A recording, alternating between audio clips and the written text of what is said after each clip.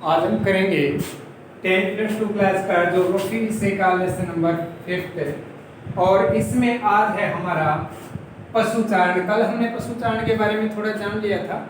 आज हम पशुचारण के प्रकार देखेंगे और उनमें दो प्रकार हैं, स्थलवासी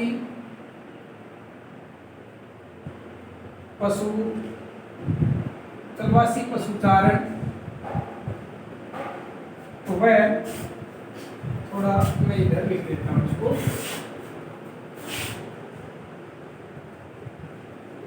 स्थलवासी पशुचारण और दूसरा है वाणिज्यिक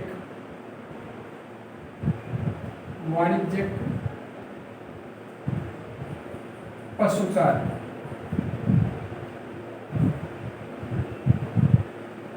वाणिज्यिक पशुचारण, देखिए पशुचारण का मतलब तो हमने कल समझ लिया था कि भाई पशुओं को चराना ही पशुचारण है।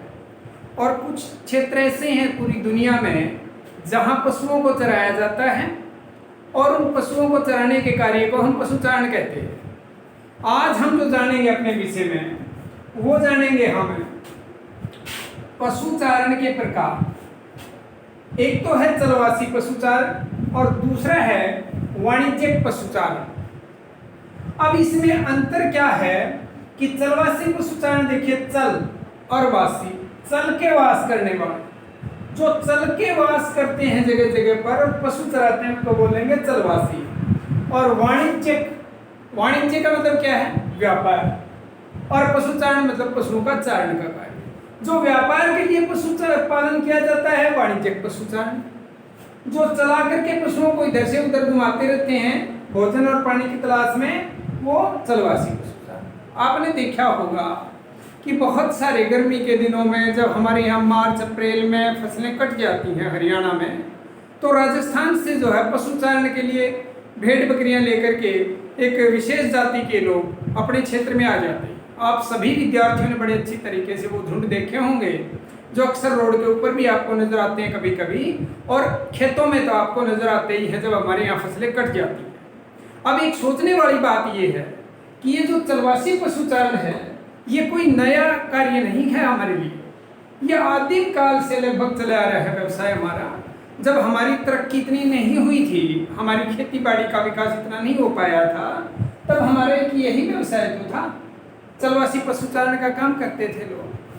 और आज भी बहुत सारे क्षेत्र ऐसे हैं जिनमें ये चलवासी पशुचारण बहुत अच्छे तरीके से किया जाता है। ये भी एक बड़ा ही वैज्ञानिक पद्धति तो नहीं कहेंगे हम इसको, लेकिन हम ये जरूर कहेंगे कि इसका कार्य करने वाले, चलवासी पशुचारण का कार्य करने वाले लोग भी बड़े जानकार होते हैं क्षेत्रों के, मौसम के और समय के।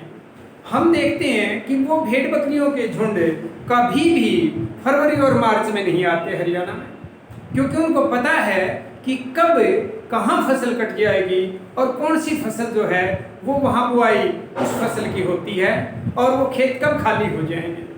ये सारी जानकारी इनके पास होती है और किस समय अवधि में कहाँ पशु चराने हैं उनका सब ज्ञान इनको पहले से ही होता है, क्योंकि ये व्यवसाय उनका एक, ये मानिए कि पीढ़ी दर पीढ़ी है और बड़े पारंगत हैं वो व्यक्ति इस कार्य को करने। चलिए वो तो एक अलग बात है, लेकिन आज हम यहाँ ये जानेंगे, इनमें दोनों में अंतर करेंगे। तो ये जो है पशुचारण चलवासी, इसमें क्या होता है कि ये व्यवसाय,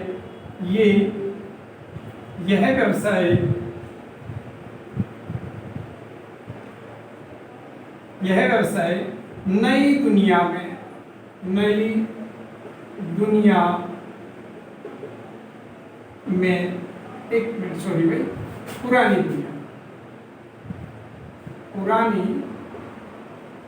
दुनिया में प्रचलित है। ये कौन सी दुनिया में है, पुरानी दुनिया। ये वाला है, ये क्या है, नंबरिंग करेंगे। यह नई दुनिया में प्रचलित है। देखिए, पुरानी दुनिया और नई दुनिया, ये अंतर है। पुरानी दुनिया का मतलब क्या है? जो वो क्षेत्र, जो वो इलाके वर्ल्ड के जहाँ पर बहुत पुराने समय से ये व्यवसाय होता रहा है, उसको हम पुरानी दुनिया का क्षेत्र कहेंगे। और जो क्षेत्र, जो इलाके अभी फिलहाल में जो प्रचलित हैं, उन नए इलाकों में जो आपका अमेरिका का, उत्तरी अमेरिका का इलाका आ जाता है, आपका यूरोप का कुछ उत्तरी क्षेत्र आ जाता है, एशिया का उत्तरी इलाका आ जाता है, वो ये नई दुनिया का क्षेत्र कहलाएगा। ये पुरानी दुनिया के क्षेत्र में है। नंबर 2 है इसमें विभिन्न प्रकार के पशु होते हैं।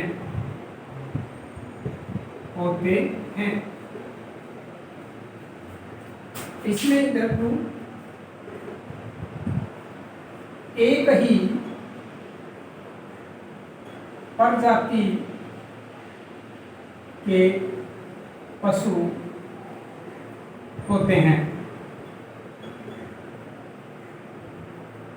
देखिए, इसमें विभिन्न प्रजाति के पशु होते हैं। विभिन्न प्रजाति के देखे होंगे आपने, भेड़ भी हैं, बकरियां भी हैं, कुछ एक गाय भी हैं और कुछ गधे भी हैं। वो सारे मिक्स रहते हैं इनमें। क्यों रखते हैं ये मिक्स? क्योंकि इनका सारा काम जो है ना, वो उन्हीं के साथ जुड़ा हुआ है। जैसे ये कुछ भेड़ बकरियां चराते हैं तो कुछ गधे भी रख लेते हैं, कुछ खच्चर भी रख लेते हैं, जिनके ऊपर अपना सामान लादते हैं। खाने का सामान है, ईंधन है, या फिर अपने कपड़े लत्ते हैं, कोई बर्तन हैं, वो सब इनके ऊपर लाद के चलते हैं। ये तो इनको गधे और खच्चर भी रखने पड़ते हैं। कुछ दूध वगैरह ज़्यादा लेने के लिए कुछ गाय भी रख लेते होंगे। तो ये कुछ मिक्स पशु रहते हैं इनमें, मतलब एक ही प्रकार के नहीं होते, विभिन्न प्रकार के पशु इसमें रखे जाते हैं चरवासी पशुचारण में। लेकिन वाणिज्यिक जो पशुपालन का कार्य है, उसमें एक ही प्रजाति के पशु पाले जाते हैं। ये तो एक जगह पर रखेंगे ना अपने पशुओं को, अपना एक बड़ा सा रेंच बनाएंगे, एक बड़ा बनाएंगे और उसके अंदर इनको रखेंगे।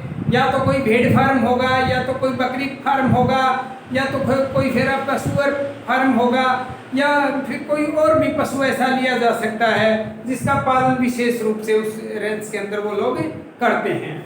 तो ये जो है, इसमें एक खास एक ही प्रजाति के पशु रखे जाते हैं, विभिन्न पशुओं को एक साथ में नहीं रखा जाता। नंबर 3 है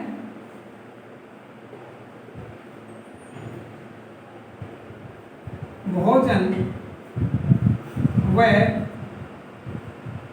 जल की सुविधा नहीं होती है।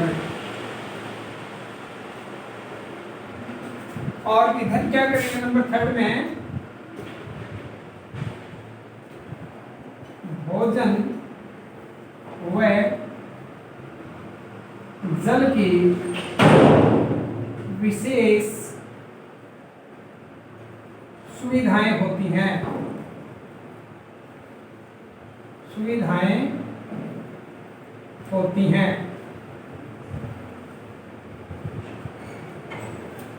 इसको समझेंगे।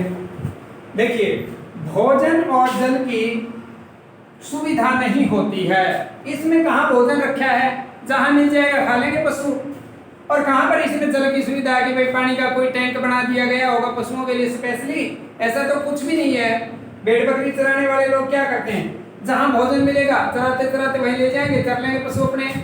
भोजन के लिए कौन सा, जल के लिए कौन सा व्यवस्था बना रखी इन्होंने? जहाँ पानी मिल जाएगा, कोई तालाब है, कोई सोता है, कोई ट्यूबवेल है, वहाँ कोई टैंक बने पानी का या कोई और ऐसी सुविधा, लोग पानी पिला लेंगे अपना। और विशेष नहीं है सुविधा यहाँ कुछ भी। इधर देखेंगे तो क्या है, भोजन जल की विशेष सुविधाएं होती हैं। पशुओं के लिए बाकायदा भोजन का प्रबंधन किया जाता है, उनके लिए जो है ना शेड बनाए जाते हैं पशुओं को रखने के लिए, और भोजन के संग्रहण के लिए भी अलग से शेड लगाए जाते हैं। और पशुओं को पीने के लिए शुद्ध और साफ पानी जो है ना वो भरा रहता है किसी भी टैंक में, या किसी भी वो जो है अपना वाटर से संबंधित जो भी उनका सिस्टम बना होता है, मतलब एक नाली टाइप से या जो भी है जैसा पशु उसके हिसाब से वो बना के रखते हैं, और उसमें ताज़ा पानी भरते हैं और पशुओं को आराम से टाइम टू टाइम पानी पिलाते हैं और चारा भी टाइम टू टाइम देते हैं। लेकिन इधर कुछ नहीं है ऐसा। मन आए तो पता नहीं पशु को पूरे दिन पानी ना मिले, मन आए तो पशु को दो तीन बार पानी पिला दिया जा सकता है। तो मिल जाए तो जल्दी पिला देंगे, नहीं मिलेगा तो नहीं पिला पाएंगे। चारा अच्छा मिल जाएगा तो खूब पूरे दिन पशु खूब आराम से चलते रहेंगे उसमें, और चारा मान लो नहीं भी मिलेगा, कुछ कम मिलेगा तो कम चल लेंगे। यही तो है। अगला, ये शायद नीचे दिखाई नहीं देता होगा, देखता हूँ। हाँ, इससे नीचे दिखाई नहीं देता, इसलिए इसको हम थर्ड पॉइंट यहाँ तक हो गया हमारे, और फोर्थ पॉइंट ऊपर करेंगे हम। नीचे दिखाई नहीं देता।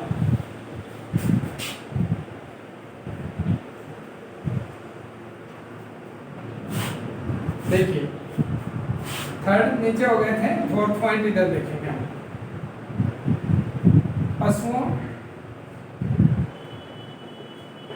पशुओं के लिए कोई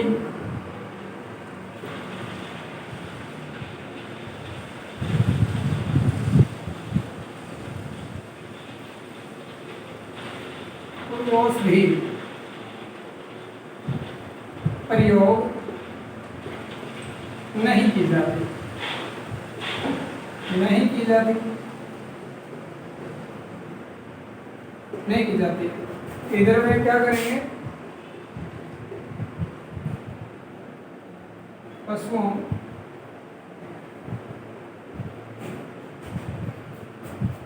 के स्वास्थ्य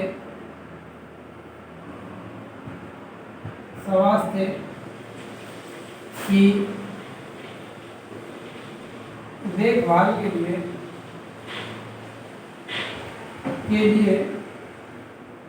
डॉक्टर रखे जाते हैं, डॉक्टर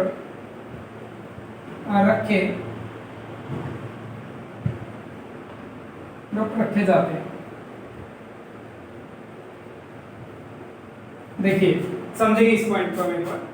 पशुओं के लिए कोई औषधि प्रयोग नहीं की जाती, कोई खास दवाई वगैरह नहीं रखते इनके लिए कि भाई कोई ड्रॉप्स पिलाई जाएगी या कोई देख रेख की जाएगी, कुछ नहीं ऐसा।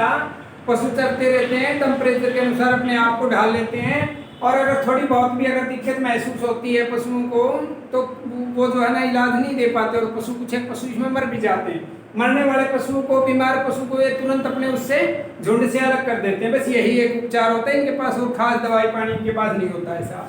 लेकिन वाणिज्यिक पशुधन जो व्यापार के लिए पशु पाले जा रहे हैं, उनमें क्या रहता है कि उन पशुओं के स्वास्थ्य का पूरा ध्यान रखा जाता है। थोड़ा सा भी पशु को ऐसा लगा दिखाई दिया कि पशु थोड़ा बीमार लग रहा है, तो क्या करेंगे कि उनकी देखभाल के लिए जो है ना स्पेशली जो है वो डॉक्टर रखे जाते हैं, और वो डॉक्टर तुरंत उनको दवाई पानी उपलब्ध करवाते हैं। किसी भी प्रकार की दिक्कत उनको नहीं होने देते हैं। पशुओं को बड़े ध्यान से रखा जाता है, उनको दवाई टाइम टू टाइम दी जाती है डोज, और दिक्कत होने पर तुरंत उनकी देखभाल की जाती है। ऐसी व्यवस्था उनमें है। अगला जो पॉइंट फिफ्थ है हमारा, वो क्या है, पालन का कार्य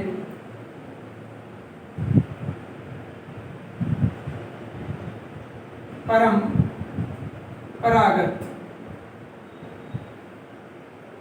जो हमारे पशुपालन का कार्य है वो परंपरागत होता है। और इधर क्या है,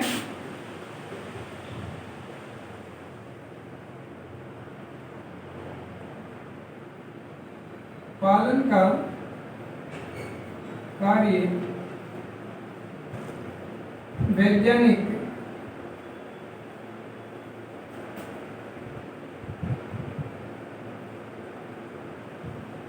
तरीकों से किया जाता है। ये देखिए, इसको समझेंगे हम। पालन का कार्य परंपरागत तरीके से होता है। परंपरागत तरीके में क्या है कि भाई जो पशुपालन है वो परंपरा के अनुसार जैसे पहले पालते आए हैं वैसे ही चला रहे हैं। उनका कार्य कोई नई चीज नहीं है। परंपरा के हिसाब से जो चीजें पहले होती आई हैं, किसी कार्य क्षेत्र में पहले से ही कोई काम चल रहा है और उसी के अनुसार वो कार्य किया जा रहा है, तो उसको हम परंपरागत कहेंगे। तो पशुओं को वैसे ही परंपरागत तरीके से पाला जाता है। पशुओं को विशेष खास इस तरह से जो है ना वो नहीं रखा जाता। लेकिन यहाँ पर वाणिज्यिक पशुधन पालन में क्या होता है, इसके पालन का कार्य जो है वो वैज्ञानिक तरीकों से किया जाता है। नई तकनीक अपनाई जाती है, टेम्परेचर की मार जो है वो पशुओं पर ना पड़े, टेम्परेचर को कैसे मेंटेन रखा जाए, गर्मी में गर्मी को कम कैसे किया जाए, सर्दी में सर्दी को कम कैसे किया जाए, ये चीज़ें विशेष रूप से इसमें ध्यान में रखने वाली होती हैं। तो ये चीज़ें अगर हम देखें तो है खास तौर पर मेरे हिसाब से अभी यहाँ तक ही दिखाई देता होगा। एक पॉइंट और बचता है, वो थोड़ा ऊपर करते हैं हम इसमें। देखो नंबर जो है वो करेंगे हम इसका 6 ऊपर कर लेते हैं। ये है देखिए 6 नंबर,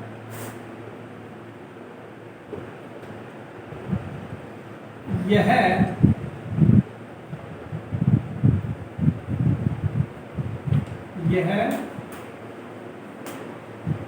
व्यवसाय, यह व्यवसाय आर्थिक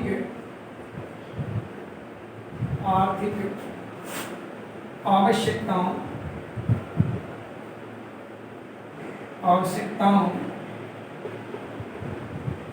की पूर्ति के लिए किया जाता है।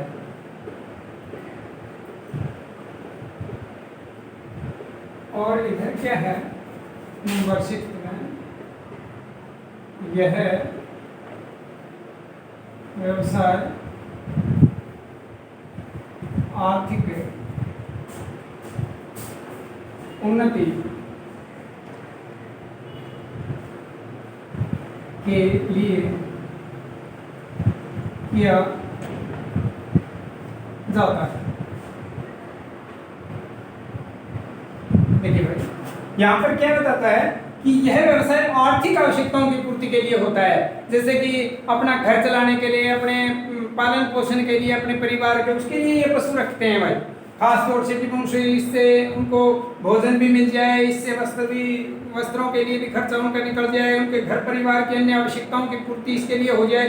बस अपना मतलब घर चलाने के लिए ये व्यवसाय लोग करते हैं। कोई खास विशेष उद्देश्य नहीं होता कि भाई इससे व्यापार करेंगे बड़े तौर पर, या इसका मेन उद्देश्य यही होता है कि हम अपने घर को चला सकते हैं, अपने घर को ठीक ढंग से पालन पोषण करने के लिए अपने परिवार का ये क्रिया की जाती है। इसलिए इसकी कहता है कि आर्थिक आवश्यकताओं की पूर्ति के लिए किया जाता है, सिर्फ अपनी घरेलू आवश्यकताओं में। और इसमें क्या है कि यह व्यवसाय जो है आर्थिक उन्नति के लिए किया जाता है, कि इससे भाई धन कमाने के उद्देश्य से किया जाता है, इससे पैसे कमाए जाते हैं। जैसे बड़ा ऊन बेची जाती है बड़े पैमाने पर, कहीं खाल बेची जाती है कुछ पशुओं की, कुछ पशुओं का दूध बेचा जाता है, क्योंकि ये होता है विशेष रूप से धन कमाने के उद्देश्य से, और ये होता है विशेष रूप से किसमें, अपने परिवार या घर को चलाने के लिए ये व्यवसाय किया जाता है। तो आज हमने इतना किया कि हमने पशुचारण जो था वो कल हमने समझ लिया था। आज पशुचारण में हमने समझा चलवासी पशुचारण और वाणिज्यिक पशुधन पालन। आज के लिए इतना, बाकी हम कल करेंगे। आप अपनी क्लास रेगुलर लगाइए और समय का सदुपयोग कीजिए। आज के लिए इतना बहुत है।